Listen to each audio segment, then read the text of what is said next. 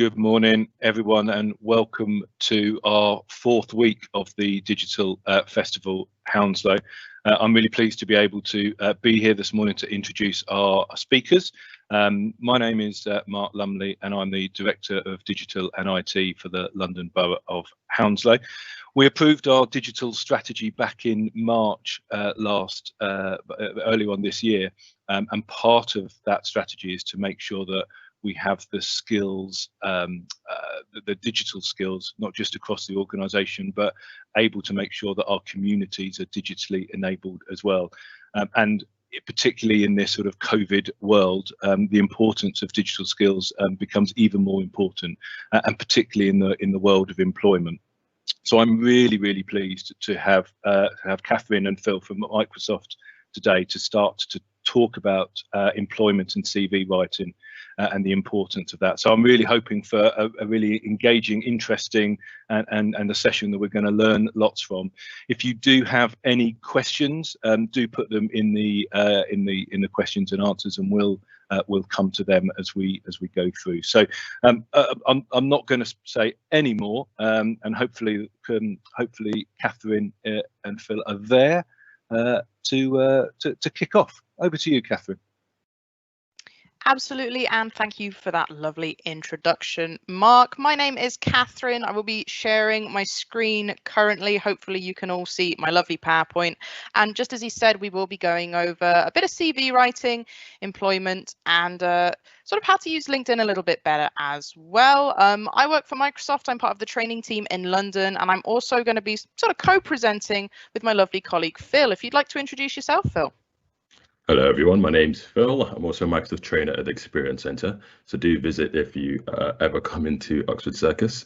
But we do look forward to having you here today. If you have any questions at all, just pop them into the Q&A and we'll be there to answer them right away. Back to you, Kat. Absolutely. Thank you, Phil. So you might notice that we are actually using a live event today. It's a little bit different to some of the meetings you may have joined in the past. But one of the benefits of this is that there's actually a lot more control on your end. So you can play or pause this event using the play or pause button down in the sort of bottom left corner of the video. You can change the volume if you think I'm too loud or too quiet. I have been told I'm too loud before, so feel free to do that. We can actually enable closed captions as well. They're very accurate, so very useful if you do want to have something sort of down at the bottom that you can read through. And we also have those settings just here in this little cog icon. You can also change the video quality there as well.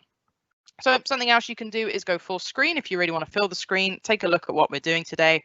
And as we said before, the best way for you to interact with us is through the Q&A. You are not able to come off mute or turn your cameras on, unfortunately, in this session, but please do use this Q&A to ask us questions.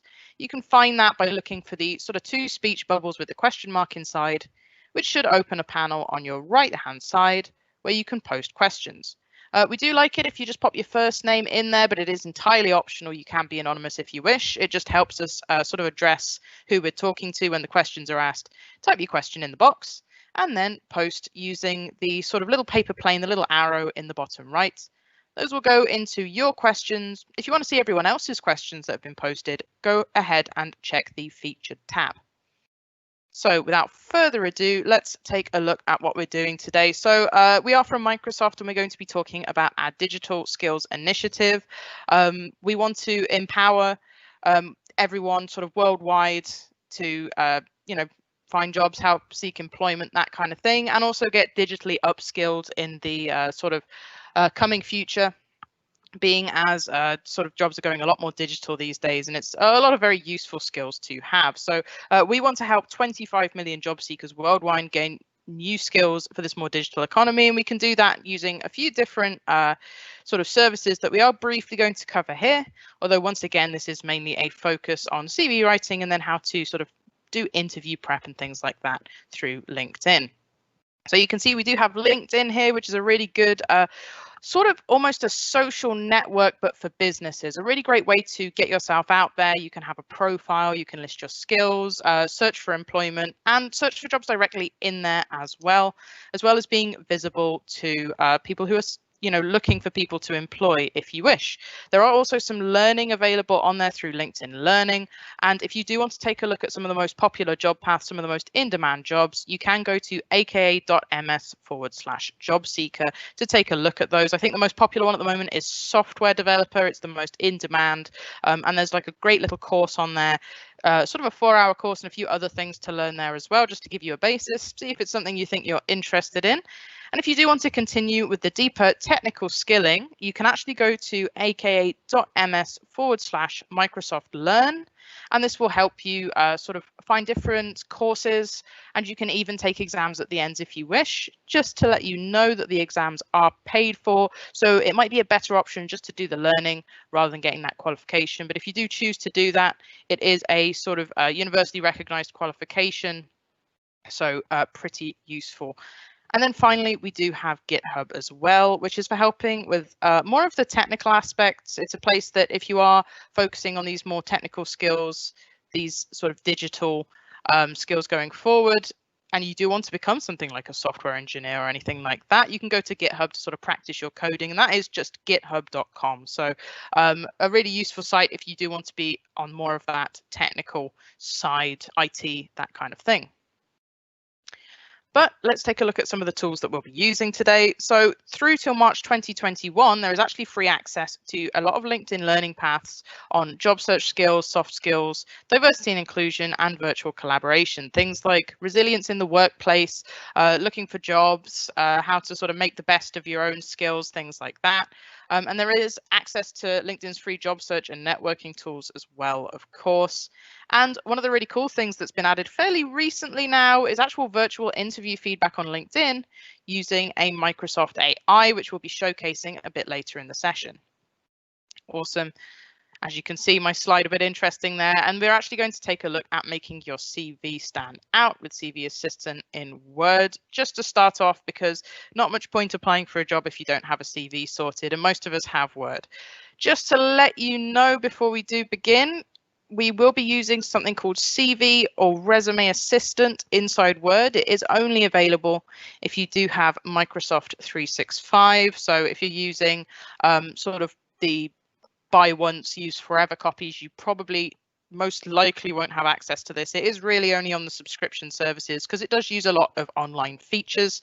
And we're also going to be taking a brief look at templates and editor as well inside of Word. Normally we go through a demo of this, but unfortunately, as the way things are, we do actually have an issue with CV Assistant at the moment, always the way things go. So we'll show you how to use it in this session. And once it's back up, the engineers are working on it, then you'll have all the skills you need ready to go from the get-go. If you want to, you can pop your name in and what brings you to the workshop today, although I'm sure all of you are here to sort of find out some employability skills. Amazing. So let's talk about getting hired with a standout CV with CV Assistant powered by LinkedIn, as we've talked about. So I do have one video to show you. It's a bit of an interesting one in the sense that it's not actually on the slide, but let's take a look at this. Make sure my audio is turned on. And lovely, hopefully you can all see this. You're now officially ready to construct or update your resume. And I'm going to take you on a quick section-by-section walk through the process. So here's what I would do. You, of course, have your contact information at the top of the resume. Next, I recommend that you create a headline that accurately and loudly introduces you with your target audience in mind. Use job titles or phrases that point you toward the roles that you're most interested in. Then, construct a summary or an overview section. Here's where you lay out who you are as a professional and what you specialize in, again, with your target job in mind. In other words, here's where you spell out your professional brand and you tell that reader, hey, look, I'm exactly what you're looking for. After the summary, consider adding a key skills or an areas of expertise section. This is your opportunity to make your resume rich in the keywords that you're seeing within those job descriptions that catch your eye. It also creates a really easy way for recruiters to see the stuff that you're good at. And obviously, you want to showcase skills that are specifically relevant to the jobs that you're pursuing. Don't overload this section. You can absolutely swap words in and out depending on the job that you're applying for. Okay, moving into the professional experience section. This is how I recommend you set it up. For each job, spell out what you were hired or promoted to do and the overarching nature of that job. And then create a subsection and showcase a few key accomplishments. And if you can, choose ones that align with the key themes that you've just laid out in your summary section. This way, they'll serve as supporting evidence to those themes. And last, list education, certifications, volunteer work, and any other relevant info. I would list these at the end unless your educational background gives you a decided advantage for the roles that you're pursuing, or if the education explains something like a career gap or lack of experience.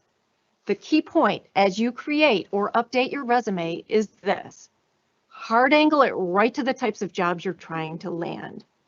The easier you make it for people to understand how you line up, the better the odds are that they'll want to talk.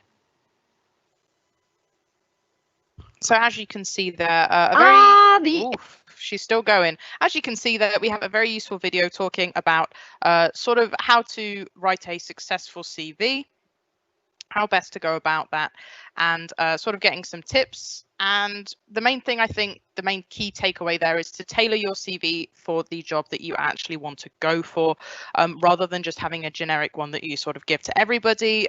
List relevant experience, things like that. And don't be afraid to put on things like education and voluntary work. It's a really good asset. And especially if you don't have quite as much experience, it can show that you're willing to sort of put the work in and get going. We have another video here as well to take a look at CV Assistant. Amy is looking to improve and update her resume. Now when Office 365 subscribers open a resume in Word, you can use Resume Assistant powered by LinkedIn. You'll be able to discover examples of work experience descriptions and get inspiration. Resume Assistant pulls a recent job title from your resume, in this case, Senior Brand Manager, and then you can add the industry that you're looking for. The examples come from LinkedIn public profiles, and you can narrow this search by top skills if you want. Reading these descriptions, you can find keywords and spot trends to help your resume stand out. All these examples list how many clients they work with, so that's a good thing for Amy to add to her resume. Tap Read More to expand the text. Need more samples? Get a direct link to more on LinkedIn. Amy can find and connect with other professionals in her field and get insights about the role. Let's head back into Resume Assistant and look at top skills. People in this role highlight these skills in their LinkedIn profiles. So if Amy has any of these, she should add them to her resume. Or perhaps if she's looking for more training, these fields would be a great place to start. You'll find articles from LinkedIn to peruse. And of course, you can find job listings on LinkedIn tailored to your role and industry. Look for a new job or just examine these job listings for relevant information employers are looking for so you can add them to your resume. And let recruiters know you're open to new opportunities with this feature on LinkedIn. If you're just getting started with a resume or want to check out the tool, go to Review, Resume Assistant.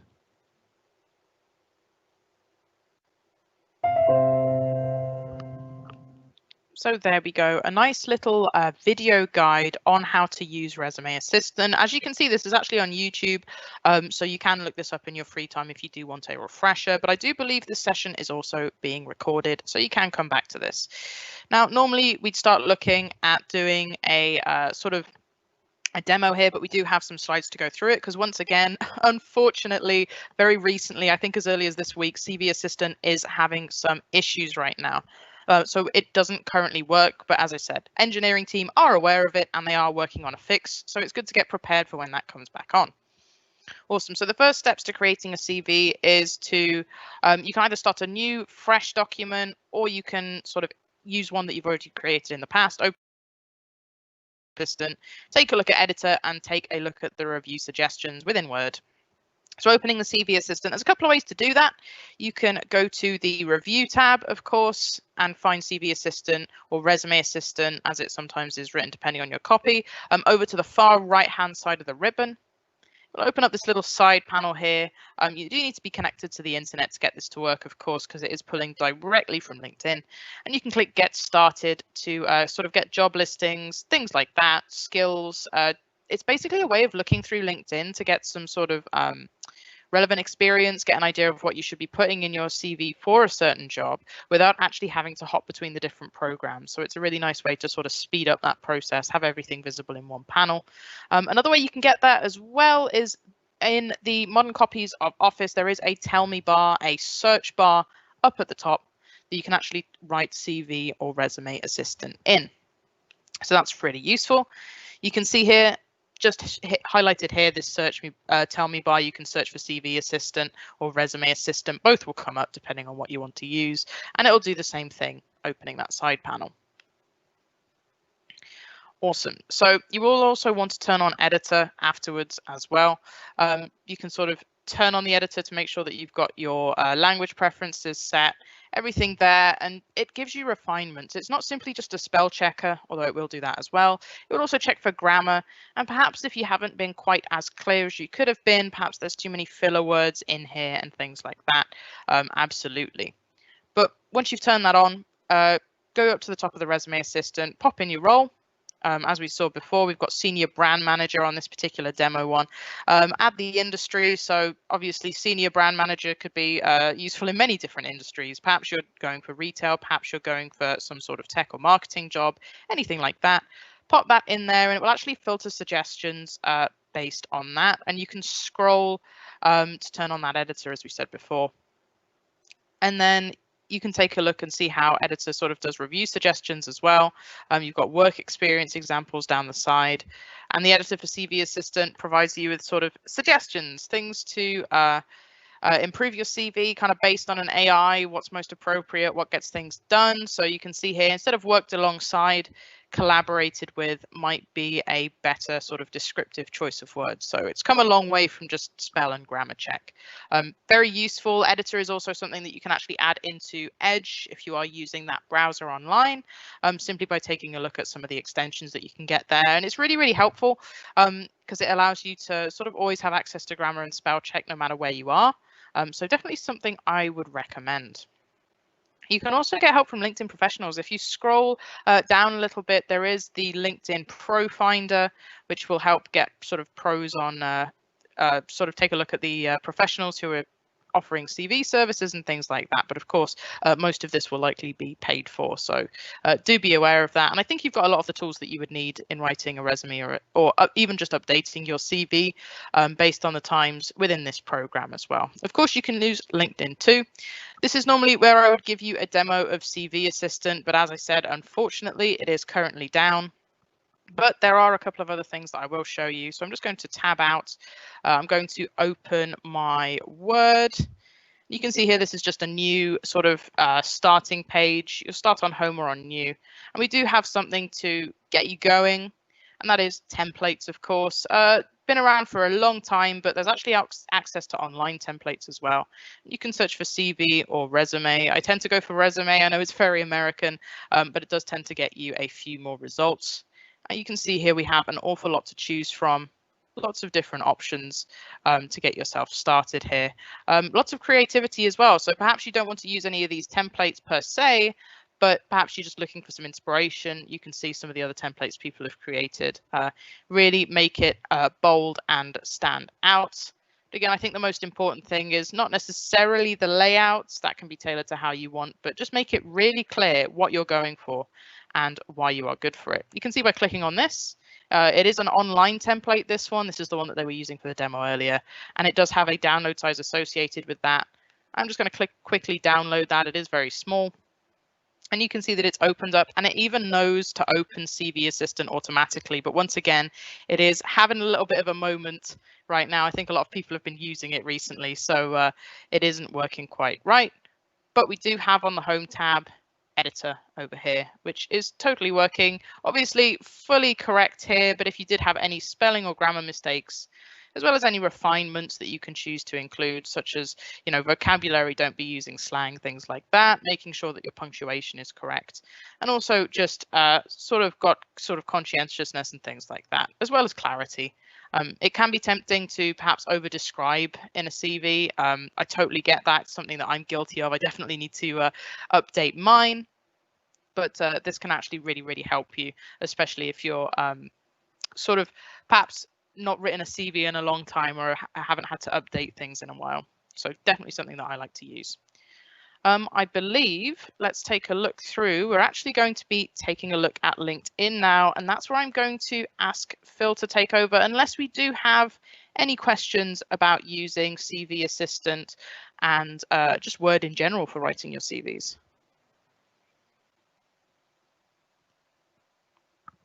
Thank you, Kat. I'll be taking over in just a second. I was reviewing too many slides. Okay, so my screen will be shared in maybe 10 or 20 seconds time. So welcome all, just to start off with. And we are gonna go and take you to a slightly different looking PowerPoint. So I did add a little bit extra to there. So first and foremost, we're going to look at the 5 ways to improve your LinkedIn profile. And with that in mind, if you were to be asked, how would you describe yourself? Keep that in your mind until a demo slightly later on. But to start off with, you do need to create an account. So create an account, very easy, very simple. So just go to linkedin.com. You'll be asked for different things such as your location data and all of that, which is genuinely important to helping you find a job in your area. If you forget things like adding your where you live, not specifically your house, your address, just your area, you may miss out on opportunities available in your area, or be asked for opportunities that may end up being somewhere like Reading, and maybe you don't have the finances or a vehicle to get yourself from your location to Reading often. Now, if they know that where you're stationed, they'll be able to offer you the correct opportunity, as well as say a bit more to get you from location A to B because they really want you. Now, simple things is the first thing to do is make sure you take a great picture. As the statistics there show, members with photos receive up to 21 times more profile views and 9 times more connection requests. Avoid distracting backgrounds. Just have the picture taken of your head up to your shoulders. So a nice background like hers, or something nice and white. Smile often if you'd like to, or just look as friendly as possible. And don't forget, this is going to be your professional brand.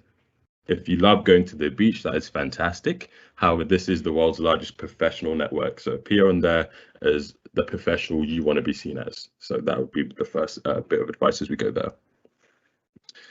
The next thing would be making sure you have your summary in order. So this will be your about section. I can briefly go to show you where to find this slightly later on, as I changed the way I'm showing my screen. Your summary is essentially, as it says there, the best place for you to go ahead and communicate your professional brand. Important things to make sure you have in order is, say, as it mentions here, 1 to 2 sentences about who you are. So have it in like slightly different like categories or sections. Avoid bullet points if you can. Bullet points are okay. You just don't want to have it for the whole of this. This is meant to be read as an authentic and natural dynamic visualization of your professional brand. You don't necessarily want to go ahead and have it like bullet points, otherwise it might as well be a CV. The difference between your LinkedIn profile and a CV is, as I mentioned there, it's more of a dynamic digital portfolio of who you are. It's constantly updating. People are able to check in on how you're doing, and opportunities find you. As for a CV, you may find yourself having to change things a bit too often per job job you're going for. So it's a little less convenient. Headlines. So once again, this is either somewhere you can go and advertise that you are open for opportunities, but do avoid the actual phrase open for opportunities in, and maybe put down something like design thinking, meeting and social impact meets business strategy. She hasn't said that's what her job is, but that is the field she'd like to work in over there. So different things like that are good to consider. Now, 9 out of 10 employers use LinkedIn. So once again, biggest professional network with over 630 million plus users, over, I think, 30 million companies on there, and it recognizes up to 35,000 plus skills. So you may have a skill you're not aware of that someone out there is looking for. It will appear in searches and you will be found. That is at least how I got my job in Microsoft. An important thing as well is to make sure that you've shown recruiters that you are open to work. So key things, adding job titles and your location, as I mentioned earlier. You will have an option of having this banner pop up. It doesn't have to. So it will have a green banner showing that you're open to work. So that's an option available to you. That will be a lot easier than posting it within your headline that you're looking for opportunities in this or that field of work. Now, there's distinct do's and don'ts regarding LinkedIn. It is social media in all ways it can be. However, it's the most professional version of it. So these are different things you go ahead and do on other social medias. Listening to donuts, which is a really weird one to put there, but you know, you'd be asking questions like this, which don't have much depth to them. If you go on LinkedIn and you go ahead and approach it a bit more professionally, you'll be asking things like, I hope, or saying things like, I hope to operate a donut franchise one day. Your top skills are donut productions. You know, you'll be advertising yourself in a more professional manner instead of what you see in the first slide here, where it's just, you know, very short. You know, the focus is the donut, where in this, the focus is your passion for the donuts and or what you know about donut making, which is one of the most odd examples that we could have gone for. But I'm going to quickly, again, in a slightly different capacity, what this will do. And first, Kat, do you have any questions that may need answering? Just some general questions about CV writing, such as whether to include things like the full address and date of birth. Wouldn't recommend including your date of birth. It's generally not relevant to the job that you will be applying for. However, in terms of full home address, it's down to you. Just for sort of data safety, personal safety and things like that. I generally only share the area and maybe the start of the postcode, but it's entirely down to you. Phil's got a great example here on his LinkedIn profile of the sort of things that he is sharing. And instead of having a CV, LinkedIn is almost kind of like I like to think of it as a bit of a live CV. So you can keep it updated, you can add achievements and skills there. And then if someone wants to sort of is looking for someone with your kind of skills, rather than you having to find the job, find the person to contact, send them a CV and have them just sort of read through it. If they're looking, they can actually find you and reach out to you. So this is a good alternative as well if you want to have a CV and something that can be sort of updated as you go along. Indeed. Thank you, Kat. So in regards to adding those specific sections, if you are going to go and add a picture, simply just click on your profile picture there. You have quite a few tools available to you to make it the best it can be. And adding your profile sections. So your intro will be this little bit featuring here, whether you're looking for jobs, opportunities, and so on, and how to best go ahead and select that. Then you have your summary section, which is your about. So this is where you go ahead and mention a few things about yourself, your passions, and just really allow you to express yourself in the most natural way to you. Within this space here, you can go ahead and involve maybe 1 or 2 skills, maybe 3 even at a max, and speak in depth about those skills and how they best represent you. But you don't want to get carried away simply because scroll down a little bit more and you have your skills and endorsements area. You can have up to 35 different skills on here. Now, these are not just going to be skills. These can easily be skills you say you have, which is fantastic. However, LinkedIn, the way life goes, right? I can go ahead and say, oh, I'm fantastic at this one thing. However, it's only me saying it. What LinkedIn does is it gives you an opportunity to voice what you think you're good at. And if other people that work with you agree with you, they can simply go on your account and endorse you. So 32 people think that I'm okay at at Microsoft Office. Let me go to a different profile, which I always use for my demos here. I'm just going to go to Semi. Semi, in my opinion, has the perfect example of what your LinkedIn profile can be. Photo, clear, nice background, which doesn't take away from the person, shoulders to head height, as well as you go down, if you look at her about section, nice and clean, speaks about herself, her time at university, and so on. And if you do have experience, say you've already had a job and so on, it's best to always go ahead and put a little bit of detail as to what you were doing within that job. For not knowing it, may have done quite a bit more than other people would have in that role, making you the obvious candidate when pushed up against other possible people to be employed by companies. She's gone ahead and put her certifications as well as her education. There's even a place to go as well and add things like multiple languages you speak. So once again, different things to get you up and up. I can easily go in here, find something that I know she is proven in. She also is a Microsoft trainer and an absolutely excellent one at that. So I know that she's very well versed in PowerPoint. So I can go, but her highly skilled. And how do I know this? Because we work directly together on the same project. Submit, and then it's easy as that. Now, what it's going to also do is it's going to notify her that she has been endorsed for this one particular skill, and that is going to go ahead and go in her messages area where she can go ahead and she can go ahead and either respond by recommending me for something if she feels that is the right thing to do. If you go to your profile, once again, just to make it a bit more professional, there's another thing you can do, which is go ahead and edit public profile and URL. After clicking on that, it'll load another page. And in this area, by clicking on that pen there, I can go ahead and shrink down my my URL.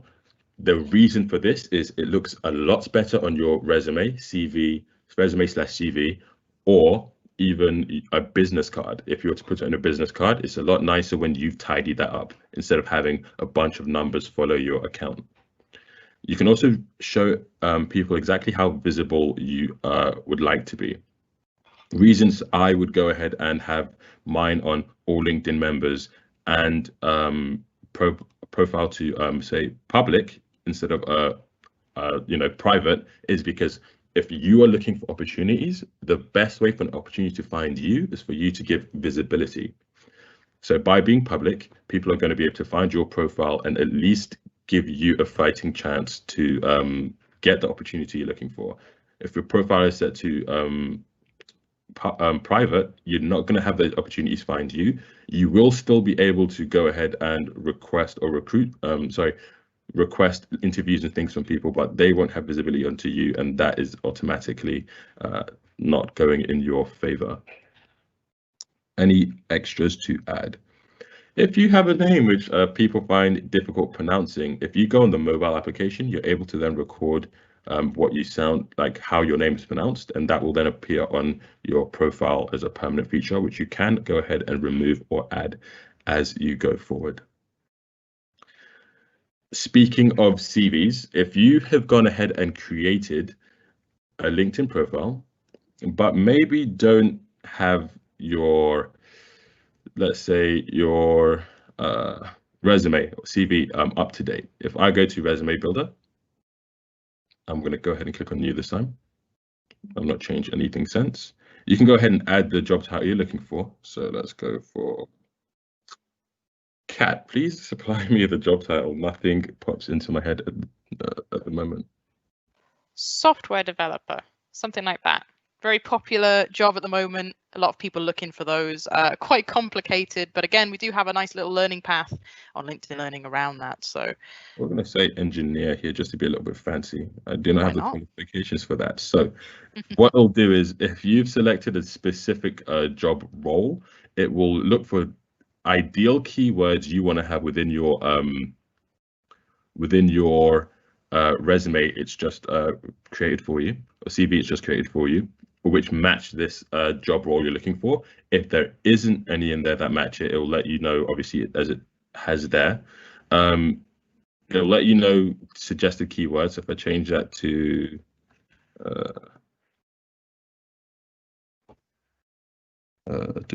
technical trainer, allegedly none. But once again, nice and built for you. And as you can see here, what it hasn't done is gone ahead and put my education as the first thing here. Why? Because as the video pointed out earlier, it may not be the most relevant thing that company's looking for. They may just be looking to learn about who you are and your experiences first and foremost. Those are the most important things to them, way before your credentials and anything else. If a company values the fact that you have reached a certain level of education first, then you can go ahead and move that up the chain however you'd like to, and show those things first, because that is what they value over your actual skills.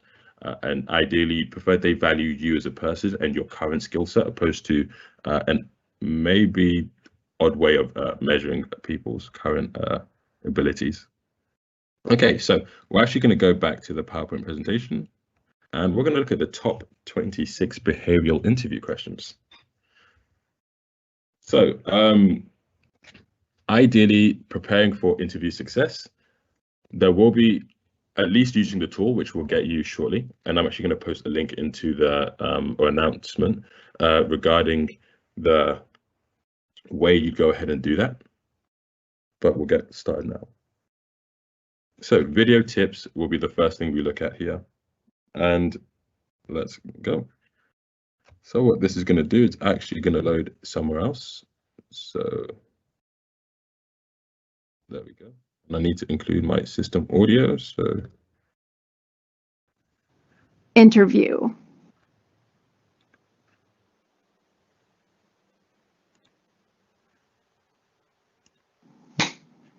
Total high five. But wait, they want you to, oh no. Yep, they want you to do a video interview. Help! Here's some good news. This course is going to provide you with all kinds of help with video interviews, because love them or hate them, they're not going away. So let's get some basics out of the way. Video interviews can either be two-way or one-way. In a two-way interview, you interact with a hiring manager or recruiter live through web conferencing software. It might be familiar tools like Skype or FaceTime or Google Hangouts. This type of interview is usually your second or third conversation, and companies use them as a cost-effective and more convenient alternative to bringing you in, especially if you're an out-of-town candidate. And then we have the dreaded one-way interview. These can be a little awkward, but they're totally survivable if you prepare. One-way interviews typically come early on in the interview process and often replace the initial phone screen. In a one-way interview, as weird as this might sound, you record yourself answering pre-scripted questions. In other words, there is not a live person on the other end. It's a recording, or you might just see text questions come across the screen. One-way interviews come with specific instructions and often time limits for each question.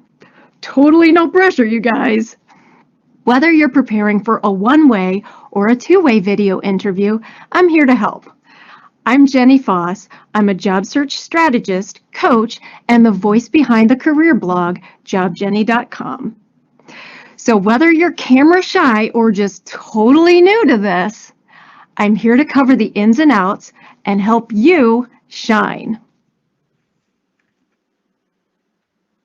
What the heck? So I hope there wasn't an echo there. I did not consider that. So we're now going to go back to the PowerPoint. There will be some other videos that pop up. So, and all these videos are actually, so the videos for this one at least are free and viewable. I'll be posting a link where you'll be able to navigate all of that shortly. So if you're searching for a job right now Ideally, we want to help you stand out and prepare for recruiters and interviews. So that's what this is all about, which most likely will be virtual given the current situation of the world. We found that 65% of people believe that the impression you make online is just as important as the one you make in person. So there will be different things we'll be looking at in terms of body language and all of that, which ideally can help you out as you go forward. So we're also going to look at different ways in which you can also show your soft skills, and that's what this course would be best used for. So on LinkedIn, you can access free courses with tips for interviews virtually to ensure that you have the best chance of being heard. This course teaches job seekers how to ace your next interview. So as she mentioned, her name earlier was Jenny Foss. She's going to be the next video we play. So as I mentioned earlier, I did ask you all to think about the question, tell me about yourself. How will you go ahead and answer that? Well, she's going to go ahead and give you some insight to that right now. Let me mute my mic.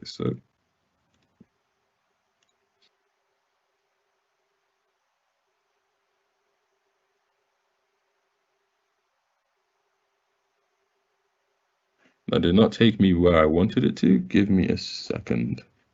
Just to let you know as well, Phil, I have popped a link in the chat to some of those questions, to the sort of page that we'll probably be talking about later that's got those 26 common interview questions and a few sample answers as well and things like that. Fantastic. Okay, thank you for that. I'm also going to quickly get the video to help out with this. So we're going to go ahead and go back to Jenny Foss.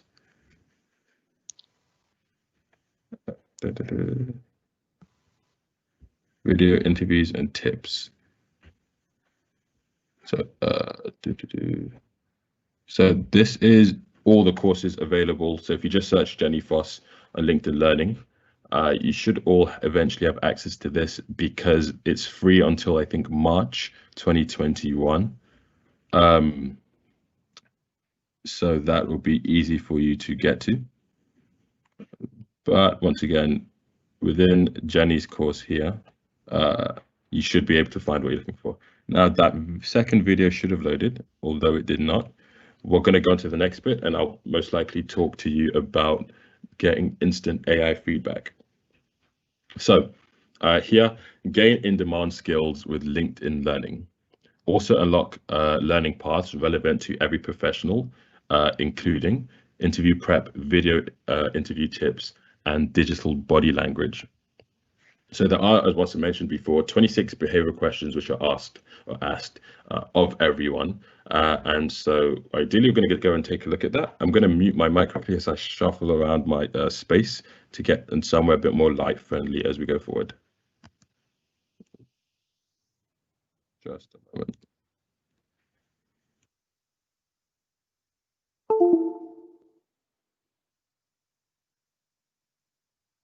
So while Phil's doing that, I do believe the things we will be covering are just sort of in the chat. Pop that link there. Definitely check that out. Take a look at some of those questions because preparation, one of the most important things to do before an interview, of course. Thank you. So first thing is, when you want to get onto this website, have you posted this link, or AKA, so the short version of it is aka.ms/job seeker. So that one there will take you to this website. On this website, of course, you'll be able to look for to learn skills in demand for in-demand jobs, search and apply for jobs, and prepare for interviews. If we go ahead and click on the first one, it should take us almost right back here. So you'll be able to look at relevant jobs, and believe it or not, these are going to be 10 opportunities. So 10 opportunities for the most in-demand jobs right now. These are all free to any one of you at the moment after visiting this website. So whether you want to become a software developer, there are different things where, and it'll be able to teach you some HTML, CSS, SQL. If you want to be a sales representative, you have CRM and B2B storytelling. You have different things and different avenues available for all of you. And these are skills you can all acquire for free right now up until March. These normally cost quite a bit to get involved in. And some of these, not all of these, some of these do give you official qualifications in which and accreditations you can go ahead and put forward. But all of them should deliver you something you can go ahead and throw on your LinkedIn, which should look something like, give me a second, something like this. So view account.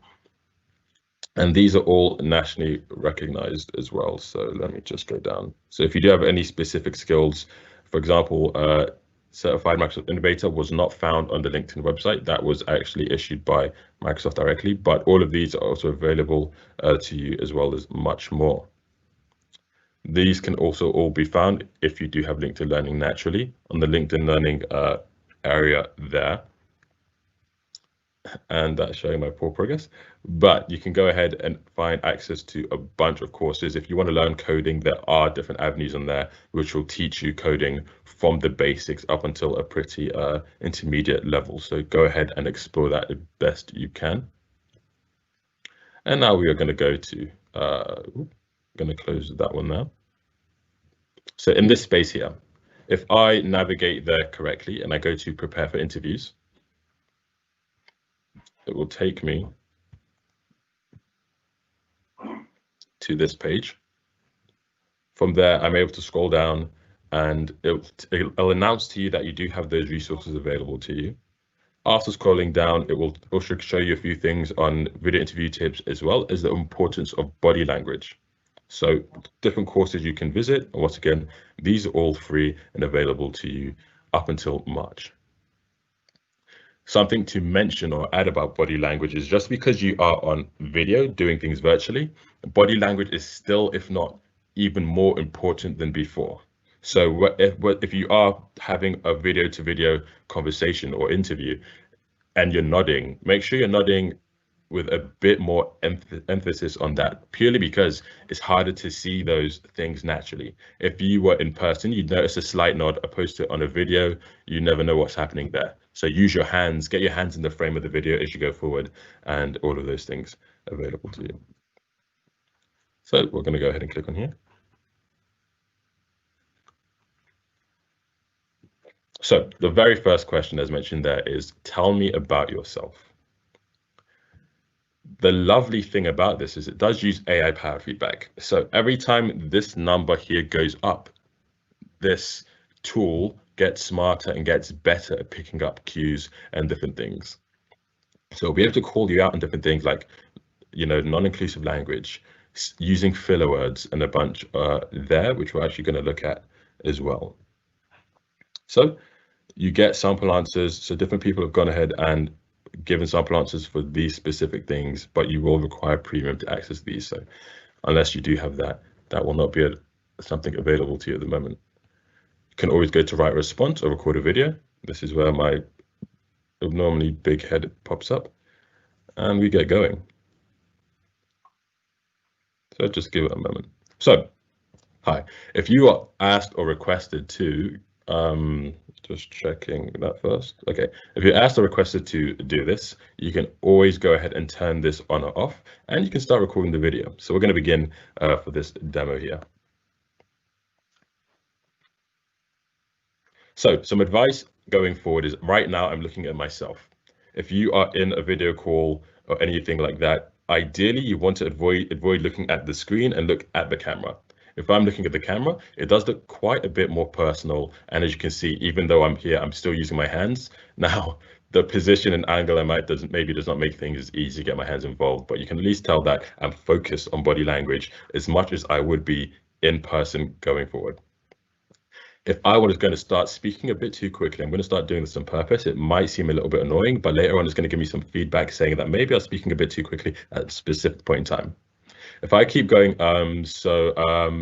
believe it or not, I believe that this and that, it should hopefully at the end as well call me out on that too.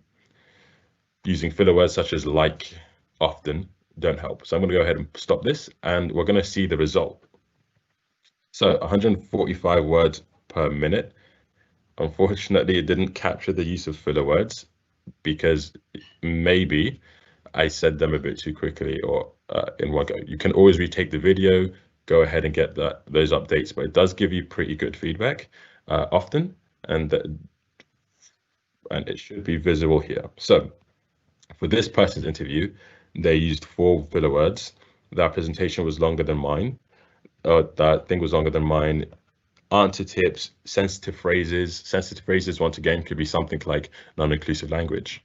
If you do have to think about everything as you go forward. Are you using phrases like guys, which is not inclusive?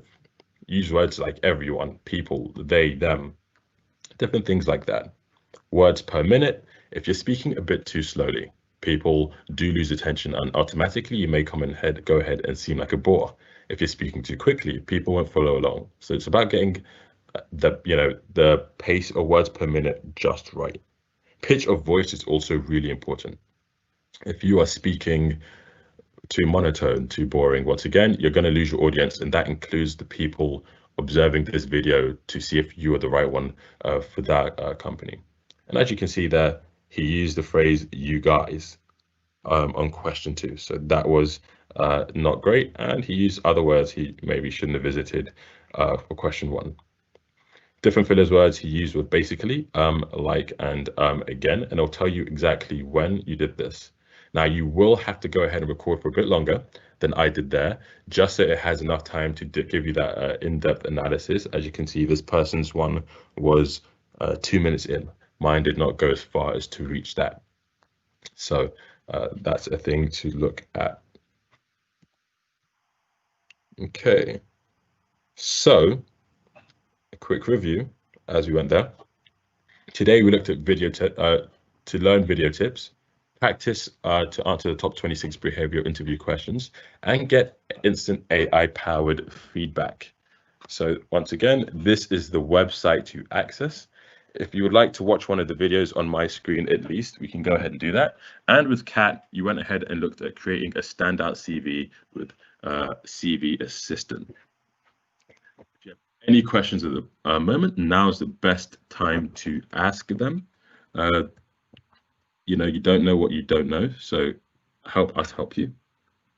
I don't have any questions in the chat at the moment directly. I'm sure we'll get a few coming in very shortly. I've tried to post a few best practices for video interviews as well, just from sort of something internal that was shared with us from someone who does loads of video interviews and things like that. And I thought best to share the knowledge. Something to be considerate of if you are going to be on camera. This also works if you're presenting. Do be aware of your lighting. Make sure that the light isn't too bright because it can wash you out a little bit. Too dark, they won't be able to see you. And something that we can all be very guilty of is having a light position directly behind us. It does make you look kind of like a shadow on screen, so not too great. We want to make sure that we're nice and clear on camera. Sit up when you're presenting as well. If you do slouch forward or lean in a bit too much, it can make you look like you're disinterested, especially if you're at work meetings as well, doing video calls. Definitely something to consider. A pro tip for this is to actually sit on the edge of your seat, not lean back into it. It can help you sort of stay upright. And then the last thing, as Phil mentioned, really important to look at the camera. If you are looking away from the camera or looking down at your screen, it's sometimes perceived sort of through nature as looking a little bit dishonest, maybe a little bit less sincere. So looking directly at the camera as if you'd look into someone's eyes while you're talking to them is great practice. That was actually perfect and a lot better said than I. So we're going to watch this one last video on, new signals. So that's actually a bit too long. The empathy deficit, and then once again, we'll check for any questions as we go, and then we come to a close. So I hope you will enjoy. How many times have you had an instant negative reaction to an email or text?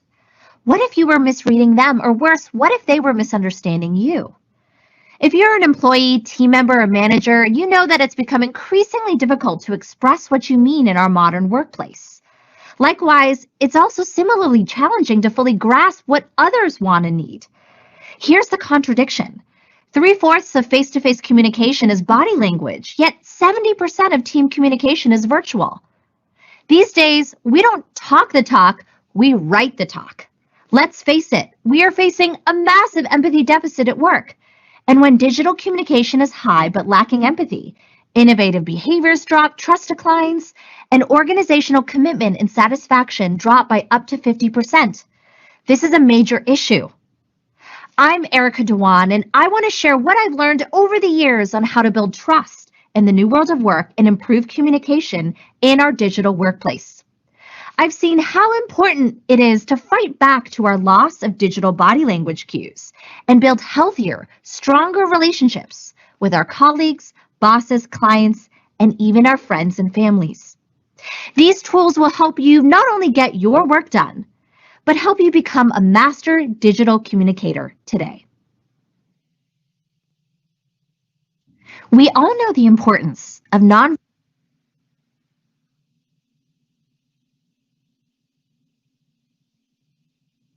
Okay, so we're going to go ahead and check one more time for questions, and we'll be closing this session. We do have one more question. It's about the AI on the sort of interview prep, keeping records of things on a database. Unfortunately, I'm not aware of exactly how that is stored off the top of my head, but I'm certain that there are privacy policies and things in place that you can access and take a look at through the LinkedIn website if it is something that concerns you. But generally speaking, Microsoft tends to be pretty good when it comes to sort of clarity on how data is used and being responsible with that. It's something that we do take very seriously. So again, your choice. You can go ahead and turn off. Sorry, you can go ahead and turn off the AI-powered feedback here. So you can just do with the recording and delete the recording as you like. So that way it doesn't save anything. And there is a privacy policy available on the LinkedIn website. If you scroll down from the homepage right down to the bottom, there's plenty of stuff about the services, data that they collect and things like that. But by using your data, by putting your data on LinkedIn, of course, that is opening it up to the public. So just be aware of that. Thank you. Okay, so I'm just going to once again post this link one more time, just so it's top of mind, and you can all access that at any time you'd like to. We are going to hand this back to Mark and Chris to close. Brilliant, thank you for that. I was just going to ask just a very quick question, if I may, of both of you. Just an amazing session. I learned lots and lots of pointers in there as well, and I was busy looking at some of the courses that I might want to have a look at as well. But particularly where we are in this sort of COVID world, I think a lot of this is absolutely still relevant, if not even more relevant. But is there anything that you'd sort of flag as being the most important thing in this sort of COVID world to be mindful of, I suppose? Skilling up. So that's exactly why this is here. Skilling up is the most important thing. Like if you and take note of everything you do. If you have gone to these things before, so gone to digital festivals, if you have done what Chris and Mark have done there, and they've actually facilitated any of these, the moment you do it once, twice, and you feel confident enough to do it, add that to your CV, your resume, make it known that you have now experienced what is new and what's going forward, right? Add those skills every time you get something new, because it's going to be absolutely relevant.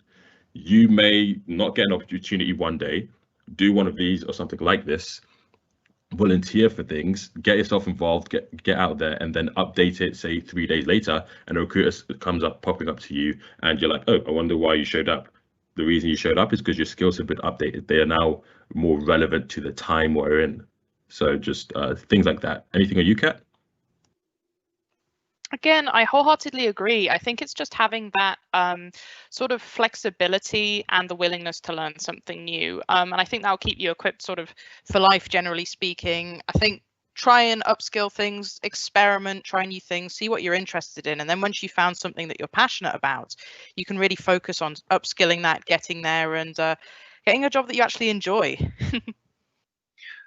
I think that's really important, isn't it?